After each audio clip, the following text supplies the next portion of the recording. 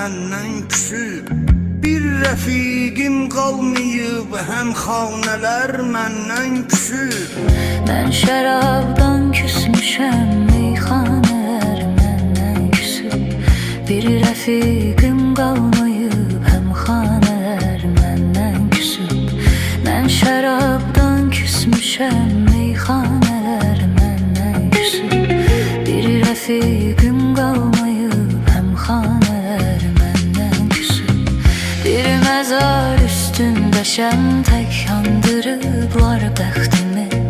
Başıma dövr eyləmir, pərvanələr məndən küsüb.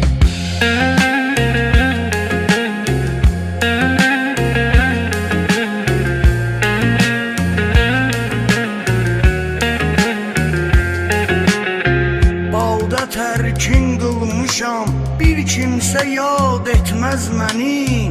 Hər gecə sağlıq deyən məstanələr məndən küsüb. Xeyli müddətdir kənarəm məclisi meyxanədən. Hüsnünü vəsf etdigim cananələr məndən küsüb. Badə tərkin qılmışam, bir kimsə yad etməz məni. Hər gecə sağlıq deyən məstanələr məndən küsüb.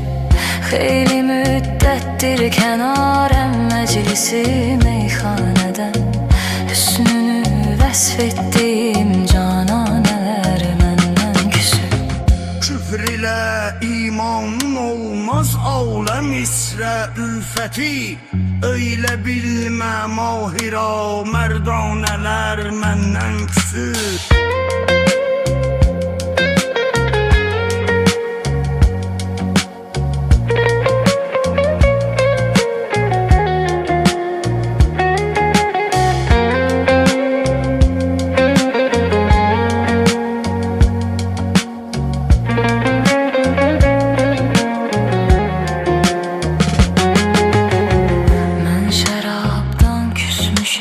Meyxanələr məndən küsüb.